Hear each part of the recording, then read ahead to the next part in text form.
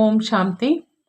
அவ்யக்த முரளி 9/1/1985. அவ்யக்த பாப்தாதா, மதுபன். இன்றைய முரளியின் தலைப்பு சிரேஷ்ட பாக்கியம் நிறைந்த ஆத்மாக்களின் ஆன்மீக தனி சிறப்பு. சிரேஷ்ட பாக்கியம் நிறைந்த ஆத்மாக்களின் ஆன்மீக தனி சிறப்பு. இன்று பாக்கியத்தை வழங்கும் தந்தை தன்னுடைய சிரேஷ்ட பாக்கியம் நிறைந்த குழந்தைகளை, ஒவ்வொரு குழந்தையினுடைய பாக்கியத்தின் ரேகை எவ்வளவு சிரேஷ்டமா மற்றும் அழியாததாக இருக்குது அப்படின்னு பார்த்துட்டு இருக்கிறாங்க. எல்லா குழந்தைகளுமே பாக்கியம் நிறைந்தவங்க தான். ஏன் அப்படின்னா பாக்கியத்தை வழங்குவோரின் குழந்தைகளாக ஆகியிருக்கிறாங்க. ஆகையினால பாக்கியம் பிறப்புரிமையாக இருக்குது. பிறப்புரிமையினுடைய அதிகாரத்தின் ரூபத்துல அனைவருக்கும் இயல்பாகவே கிடைச்சிருக்குது. அதிகாரமும் அனைவருக்கும் இருக்குது. ஆனால் அந்த அதிகாரத்தை தனக்காக மற்றும் மற்றவர்களுக்காக வாழ்க்கையில அனுபவம் செய்வது மற்றும் செய்விப்பதில் வித்தியாசம் இருக்குது. இந்த பாக்கியத்தினுடைய அதிகாரத்தை அதிகாரி ஆகி அந்த குஷியில மற்றும் போதையில இருக்கணும்னு சொல்றாங்க பாபா. மேலும் மற்றவர்களையும் பாக்கியத்தை வழங்குபவர் மூலமா பாக்கியம் நிறைந்தவராக ஆக்கணும். இதுதான் அதிகாரத்தன்மையின் போதையில் இருப்பது. எப்படி பௌதீக செல்வந்தனின் நடத்தை மற்றும் முகத்தின் மூலம் செல்வத்தினுடைய அற்பகால போதை தென்படுது, அதே மாதிரி பாக்கியத்தை வழங்குபவர் மூலமாக அழியாத சிரேஷ்ட பாக்கியத்தின் செல்வத்தினுடைய போதை நடத்தை மற்றும் முகம் மூலம் இயல்பாகவே தென்படுது. சிரேஷ்ட பாக்கியத்தின் செல்வத்தின் பிராப்தி சொரூபம் உலகியல் அல்லாதது மற்றும் ஆன்மீகமானது. சிரேஷ்ட பாக்கியத்தினுடைய ஜொலிப்பு மற்றும் ஆன்மீக பொலிவு உலகத்துல மற்ற அனைத்து ஆத்மாக்கள்ல இருந்து சிரேஷ்டமான வித்தியாசமானது மற்றும் அன்பானது. சிரேஷ்ட பாக்கியம் நிறைந்த ஆத்மா எப்பொழுதும் நிரம்பியவராக பெருமிதத்தில் இருப்பவராக அனுபவம் ஆவாங்க. தூரத்துல இருந்து சிரேஷ்ட பாக்கியத்தினுடைய கிரணங்கள் மின்னிக் கொண்டிருப்பதாக அனுபவம் ஆகும். பாக்கியம் நிறைந்தவரினுடைய பாக்கியத்தின் செல்வத்தின் தனி சிறப்பு தூரத்துல இருந்தே அனுபவம் ஆகும். சிரேஷ்ட பாக்கியம் நிறைந்த பார்வை மூலம் அனைவருக்கும் எப்பொழுதும் ஆன்மீக ராஜ அம்சம் அனுபவம் ஆகும். உலகத்துல எத்தனைதான் பெரிய பெரிய ராஜ அம்சம் மற்றும் தனி சிறப்பு உள்ளவங்க இருந்தாலும் சிரேஷ்ட பாக்கியம் நிறைந்த ஆத்மாவின் எதிரில் அழியும் தனி சிறப்பு உள்ளவங்க, இந்த ஆன்மீக தனி சிறப்பு உள்ளவங்க மிக உயர்ந்த புதுமையானவங்க அப்படின்னு அவங்களே அனுபவம் செய்வாங்க. இந்த சிரேஷ்ட பாக்கியம் நிறைந்த ஆத்மாக்கள் வேறுபட்ட ஆன்மீக உலகத்தை சேர்ந்தவங்க என்று அனுபவம் செய்வாங்க. முற்றிலும் வித்தியாசமானவங்க. அவங்கள தான் அல்லாவின் மனிதர்கள் அப்படின்னு சொல்றது, அதாவது இறைவனினுடைய மனிதர்கள். எப்படி ஏதாவது ஒரு புதிய பொருள் இருக்குதுன்னா அனைவரும் மிகவும் அன்புடன் பார்த்துக்கிட்டே இருந்துடுவாங்க. அதே மாதிரி சிரேஷ்ட பாக்கியம் நிறைந்த ஆத்மாக்களை பார்த்து பார்த்து மிகவும் மகிழ்ச்சி அடைவாங்க. சிரேஷ்ட பாக்கியம் நிறைந்த ஆத்மாக்களின் சிரேஷ்ட உள் உணர்வு மூலமா வாயு மண்டலம் அந்த மாதிரி ஆகிடுது. அதனால மற்றவங்களும் கொஞ்சம் பிராப்தி ஆகுது என்று அனுபவம் செய்கிறாங்க. அதாவது பிராப்தியினுடைய சூழ்நிலையை அனுபவம் செய்வாங்க. கொஞ்சம் அடைந்து கொண்டிருக்கிறோம், கிடைத்து கொண்டு இருக்குது என்ற இந்த அனுபவத்திலேயே தன்னை மறந்துடுறாங்க. சிரேஷ்ட பாக்கியம் நிறைந்த ஆத்மாவை பார்த்து எப்படி தாகம் உள்ளவங்க எதிரில் கிணறே நடந்து வந்தது போல அனுபவம் செய்வாங்க. அதே மாதிரி பிராப்தி இல்லாத ஆத்மா பிராப்தி என்று கிடைக்கும் நம்பிக்கையை அனுபவம் செய்கிறாங்க. நாலாபுறங்களினுடைய நம்பிக்கை இழந்த இருளின் நடுவுல நல்ல நம்பிக்கை என்ற தீபம் எரிந்து கொண்டிருப்பதாக அனுபவம் செய்வாங்க. மனமுடைந்து போன ஆத்மாக்களுக்கு மனதினுடைய குஷினுடைய அனுபவம் ஆகும். நீங்க அந்த மாதிரி சிரேஷ்ட பாக்கியம் நிறைந்தவர்களாக ஆகி இருக்கீங்களா அப்படின்னு பாபா கேட்குறாங்க. தன்னுடைய இந்த ஆன்மீக சிறப்புகளை தெரிஞ்சிருக்கீங்களா, நம்புறீங்களா, அனுபவம் செய்கிறீங்களா, அல்லது யோசிக்க மற்றும் கேட்க மட்டும் செய்கிறீங்களான்னு கேட்குறாங்க. நடைமுறையில் காரியம் செஞ்சுக்கிட்டே இந்த சாதாரண ரூபத்தில் மறைந்திருக்கும் விலை மதிக்க முடியாத வைரமான சிரேஷ்ட பாக்கியம் நிறைந்த ஆத்மாவை எப்பொழுதாவது நீங்களே மறந்து விடுவதில்லையே? தன்னை சாதாரண ஆத்மா என்றோ நினைக்கவில்லையே? உடல் பழையது, சாதாரணமானது. ஆனால் ஆத்மா மகான் மற்றும் விசேஷமானது. முழு உலகத்தில் இருக்கிறவங்களினுடைய ஜாதகத்தில் அவங்களுடைய பாக்கியத்தை பாருங்க. உங்களை மாதிரி சிரேஷ்ட பாக்கியத்தினுடைய ரேகை யாருக்குமே இருக்க முடியாதுன்னு பாபா சொல்றாங்க. எவ்வளவுதான் செல்வத்தினால் நிரம்பிய ஆத்மாவாக இருந்தாலும், சாஸ்திரங்களுடைய ஞான பொக்கிஷங்களினால் நிரம்பிய ஆத்மாவாக இருந்தாலும், அறிவியல் ஞானத்தில் நிரம்பிய ஆத்மாவாக இருந்தாலும், உங்கள் அனைவரின் பாக்கியத்தின் நிரம்பிய நிலையின் எதிரில் அவங்க என்னவாக அனுபவம் ஆவாங்க? அவங்களே இப்போ நாங்கள் வெளிமுகமாக நிரம்பி இருக்கிறோம், ஆனால் உள்ளே காலியாக இருக்கிறோம் என்று இப்பொழுது அனுபவம் செய்ய தொடங்கி இருக்கிறாங்க. மேலும் நீங்கள் உள்ளே நிரம்பி இருக்கீங்க, வெளியே சாதாரணமாக இருக்கீங்க என்று நினைக்கிறாங்க. ஆகினால தன்னுடைய சிரேஷ்ட பாக்கியத்தை எப்போதும் நினைவில் வச்சுக்கிட்டே சக்தி நிறைந்த நிலையின் ஆன்மீக போதையில் இருங்க. வெளிமுகமாக சாதாரணமாக தென்பட்டாலும் சரி, ஆனால் சாதாரண தன்மையில் மகான் தன்மை தென்படணும். ஆகையினால ஒவ்வொரு காரியத்தில் சாதாரண தன்மையில் மகான் தன்மை அனுபவம் ஆகுதா அப்படின்னு சோதனை செய்ய சொல்கிறாங்க பாபா. எப்போ நீங்களே உங்களை அந்த மாதிரி அனுபவம் செய்வீங்களோ அப்போதான் மற்றவங்களுக்கும் அனுபவத்தை செய்விப்பீங்க. எப்படி மற்ற மனிதர்கள் காரியம் செய்கிறாங்க அந்த மாதிரி நீங்களும் உலகியல் காரியம் விவகாரம் தான் செய்கிறீங்களா, அல்லது உலகியல் அற்ற அல்லா மனிதர்களாகி காரியம் செய்கிறீங்களான்னு கேட்குறாங்க. போனாலும் வந்தாலும் அனைவருடைய தொடர்பில் வந்து கொண்டே இவர்களுடைய பார்வையில் முகத்தில் புதுமைத்தன்மை இருக்குது என்ற அவசியம் அனுபவம் செய்வீங்க. மேலும் பார்த்ததும் தெளிவாக புரிஞ்சிக்க முடியாவிட்டாலும், ஆனால் இது என்ன, இவர்கள் யார் என்ற கேள்வி அவசியம் எழட்டும். இந்த கேள்வி என்ற அம்பு அவசியம் தந்தையின் அருகில் கொண்டு வந்துடும். புரிந்ததா அப்படின்னு பாபா கேட்குறாங்க. நீங்கள் அந்த மாதிரி சிரேஷ்ட பாக்கியம் நிறைந்த ஆத்மாக்கள். பாப்தாதா சில நேரம் குழந்தைகளுடைய வெகுளித்தன்மையை பார்த்து புன்சரிக்கிறாங்க. பகவானுடைய குழந்தையாக இருக்கிறாங்க, ஆனால் தன்னுடைய பாக்கியத்தையே மறந்துடும் அளவுக்கு வெகுளியாகிடுறாங்க. எந்த விஷயத்தை யாருமே மறப்பது இல்லையோ அதை வெகுளியான குழந்தைகள் மறந்துடுறாங்க. தன்னைத்தானே யாராவது மறப்பாங்களா? தந்தையை யாராவது மறப்பாங்களா? எந்தளவு வெகுளியாகிட்டீங்க. 63 ஜென்மங்களாக தவறான பாடத்தை அந்தளவு உறுதியாக ஆக்கியிருக்கீங்க. அதை மறந்துடுங்க என்று பகவான் கூறினாலும் மறப்பது கிடையாது. மேலும் சிரேஷ்ட விஷயங்களை மறந்துடுறீங்க. அந்த மாதிரி எந்தளவு வெகுளியாக இருக்கீங்க. தந்தையும் நாடகத்தில் இந்த வெகுளியானவருடன் தான் தன்னுடைய பங்கு இருக்குது அப்படின்னு சொல்கிறாங்க. நீண்ட காலம் வெகுளியாக ஆகியிருக்கீங்க. இப்போ தந்தைக்கு சமமாக மாஸ்டர் ஞானம் நிறைந்தவர், மாஸ்டர் சக்தி நிறைந்தவராக ஆக்குங்கிறாங்க பாபா. புரிந்ததா அப்படின்னு கேட்குறாங்க. நல்லது. எப்பொழுதும் சிரேஷ்ட பாக்கியம் நிறைந்த அனைவருக்கும் தன்னுடைய சிரேஷ்ட பாக்கியம் மூலமாக பாக்கியம் நிறைந்தவர் ஆவதற்கான சக்தி கொடுப்பவர்களுக்கு சாதாரண தன்மையில் மகான் தன்மையை அனுபவம் செய்விப்பவர்களுக்கு, வெகுளியாக இருப்பவர்களிலிருந்து பாக்கியம் நிறைந்தவர் ஆகுபவர்களுக்கு, எப்பொழுதும் பாக்கியத்தின் அதிகாரத்தில் மற்றும் குஷியில் இருப்பவர்களுக்கு, உலகத்தில் பாக்கியத்தின் நட்சத்திரமாகி மின்னி கொண்டிருப்பவர்களுக்கு, அந்த மாதிரி சிரேஷ்ட பாக்கியம் நிறைந்த ஆத்மாக்களுக்கு பாக்கியத்தை வழங்கும் பாப்தாதாவின் அன்பு நினைவுகள் மற்றும் நமஸ்காரம் செய்கிறாங்க.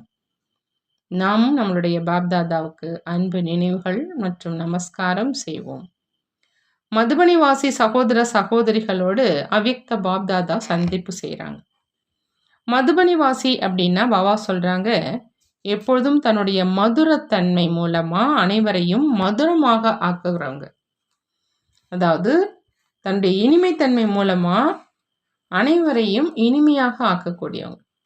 மற்றும் எப்பொழுதும் தன்னுடைய எல்லைக்கு அப்பாற்பட்ட வைராகிய உள்ளுணர்வு மூலமாக எல்லைக்கு அப்பாற்பட்ட வைராகியத்தை மற்றவர்களில் கொண்டு வர்றவங்க. இதுதான் மதுபனி வாசிகளினுடைய விசேஷம். மதுரத்தன்மையும் அளவற்றது, மேலும் இந்த வைராகிய உள் உணர்வும் அளவற்றது.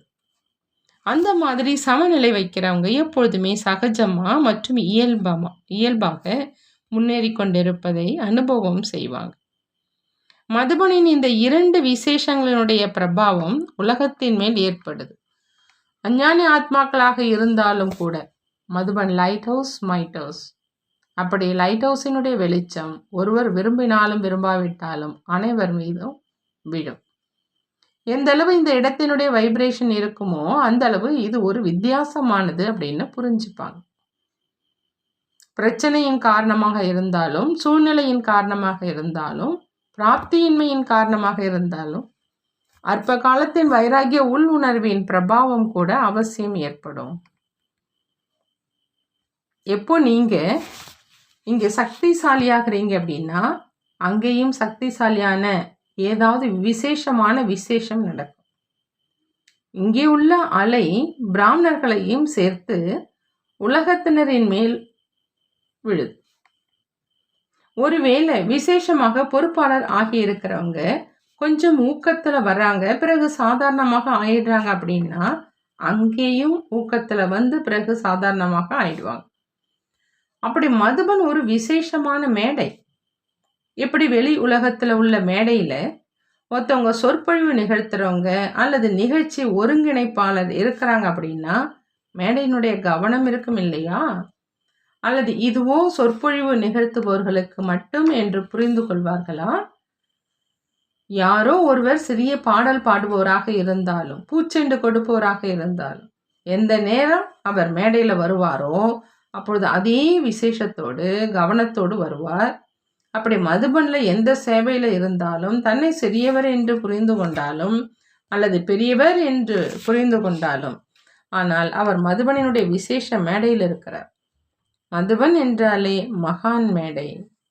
அப்படி மகான் மேடையில பாத்திரமேற்று நடிப்பவர் மகான் ஆகிறார் இல்லையா அப்படின்னு பாபா கேட்கிறார்.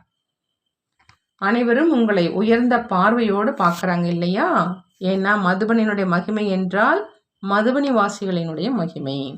மதுபனை சேர்ந்தவர்களின் ஒவ்வொரு வார்த்தையும் வார்த்தை கிடையாது, அது முத்து.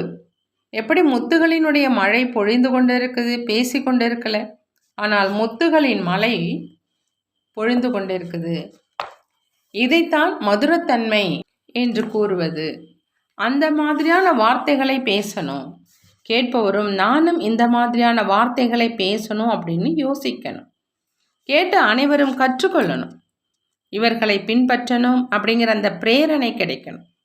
என்ன வார்த்தை வெளியாகுதோ அது அந்த மாதிரி இருக்கணும். யாராவது அதை பதிவு செய்து மீண்டும் மீண்டும் கேட்கும் அளவுக்கு நல்ல விஷயமாக இருப்பதனால் தானே பதிவு செய்கிறாங்க. மேலும் மீண்டும் மீண்டும் கேட்டுக்கொண்டே இருக்கிறாங்க. உங்களுடைய வார்த்தை அந்த மாதிரி மதுரத்தன்மையை உடையதாக இருக்கணும்.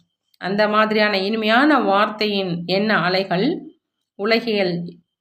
உலகத்தில் இயல்பா பரவும். இந்த வாயுமண்டலம் எண்ண அலைகளை இயல்பாகவே இழுக்கும். ஆகினால உங்களுடைய ஒவ்வொரு வார்த்தையும் மகானாக இருக்கணும். ஒவ்வொரு எண்ணமும் ஒவ்வொரு ஆத்மாவுக்காக இனிமையானதாக மகானாக இருக்கட்டும். மேலும் இன்னொரு விஷயம், மதுபன்ல எந்த அளவு களஞ்சம் நிரம்பி இருக்குதோ அந்த அளவு எல்லைக்கு அப்பாற்பட்ட வைராகியம் உள்ளுணர்வு உள்ளவர்களது பிராப்தியும் அளவற்றது. மேலும் வைராகிய உள் உணர்வும் அந்த அளவே தான். அப்பொழுதுதான் எல்லைக்கு அப்பாற்பட்ட வைராகிய உள் உணர்வு அப்படின்னு சொல்வோம். ஒன்றுமே இல்லவே இல்லை அப்படின்னா வைராகிய உள் உணர்வு எப்படி இருக்கணும்? மேலும் இருந்த போதிலும் வைராகிய உள் உணர்வு இருக்கணும். இதைத்தான் எல்லைக்கு அப்பாற்பட்ட வைராகிய உள் உணர்வுன்னு சொல்றது. அந்த மாதிரி யார் எந்த அளவு செய்கிறாங்களோ அந்த அளவு தற்சமயமும் பலன் அடைகிறாங்க. எதிர்காலத்திலோ கண்டிப்பாக கிடைக்கும். தற்சமயத்தில் உண்மையான அன்பு மற்றும் உள்ளபூர்வமான ஆசீர்வாதமும் இப்பொழுது பிராப்தியாகுது. மேலும் இந்த பிராப்தி சொர்க்கத்தினுடைய ராஜ்ய பாக்கியத்தை விடவும் அதிகமானது. அனைவருடைய அன்பு மற்றும் ஆசீர்வாதம் இதயத்தை எந்தளவு முன்னேற செய்து என்று இப்போ தெரியுது.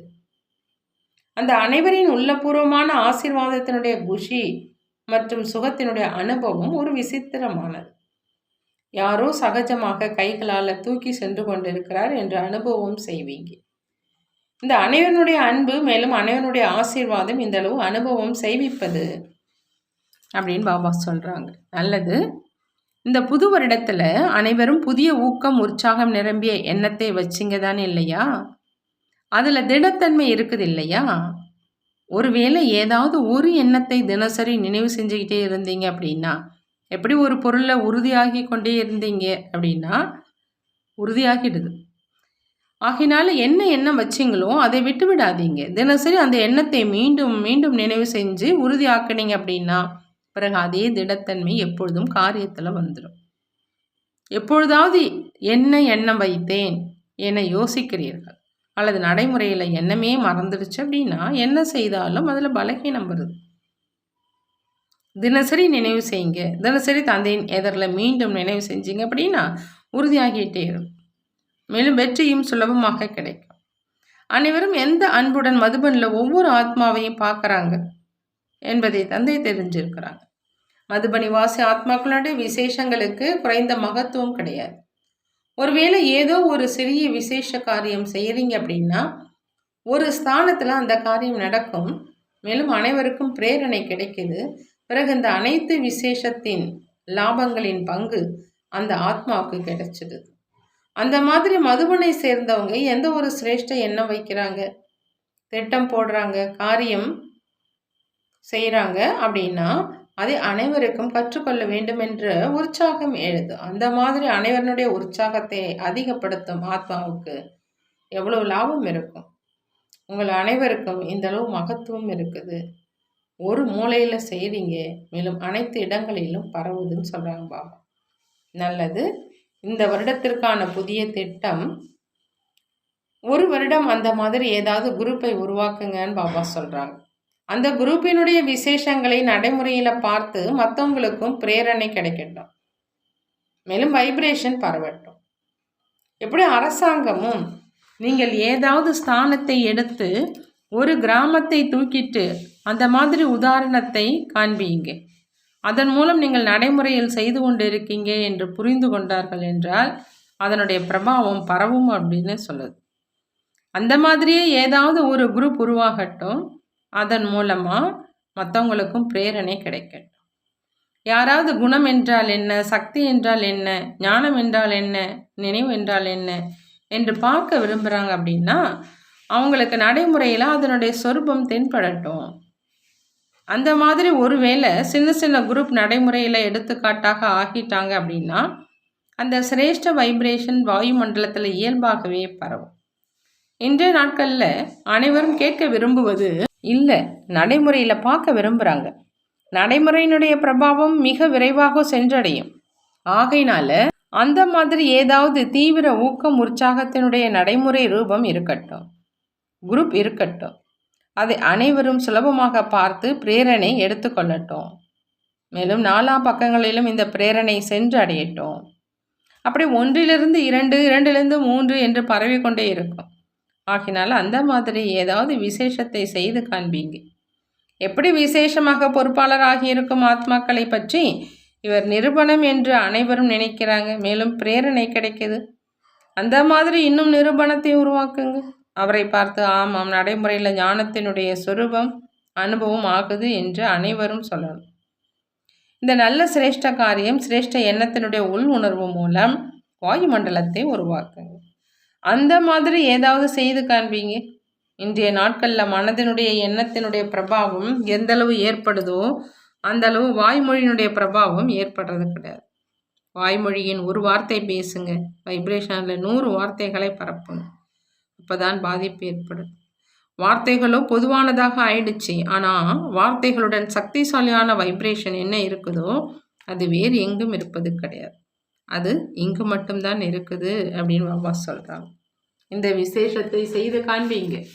மற்றபடி மாநாடு நடத்துவீங்க, இளைஞர்களுக்கான நிகழ்ச்சி செய்வீங்க. இதுவும் நடந்து கொண்டே இருக்கும்.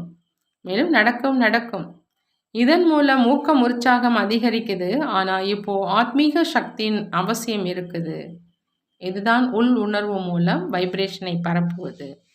அது சக்திசாலியானது. பாபா நல்லது அப்படின்னு சொல்கிறார். வரதானம்.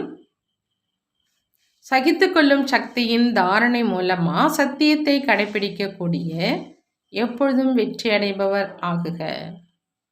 எப்பொழுதும் வெற்றி அடைபவராக ஆகணும் அப்படின்னா அதுக்கு பாபா சொல்றாங்க, சகித்து கொள்ளும் சக்தியின் தாரணை மூலமா சத்தியத்தை கடைபிடிக்கணும். இன்றைய நாட்களில் உண்மையாக இருக்கிறவங்க வாழ்வதே கஷ்டமாக இருக்குது. பொய் பேச வேண்டி இருக்குது அப்படின்னு உலகத்தில் இருக்கிறவங்க சொல்கிறாங்க. சில பிராமண ஆத்மாக்களும் சில நேரங்களில் மிகவும் சாதுரியமாக இப்படி அப்படி நடந்து கொள்ளத்தான் வேண்டி இருக்குது அப்படின்னு நினைக்கிறாங்க. ஆனால் பிரம்ம பாபாவை பார்த்தீங்க, சத்தியம் மற்றும் தூய்மைக்காக எவ்வளவு எதிர்ப்பு வந்தது, இருந்தும் பயப்படலை. சத்தியமாக இருப்பதற்காக சகித்து கொள்ளும் சக்தி அவசியமாக இருக்குது, சகித்து கொள்ள வேண்டியதாக இருக்குது, தலைவணங்க வேண்டியதாக இருக்குது, தோல்வியை ஏற்றுக்கொள்ள வேண்டியதாக இருக்குது. ஆனால் அது தோல்வி இல்லை, எப்பொழுதுக்குமான வெற்றி அப்படின்னு பாபா சொல்கிறாங்க.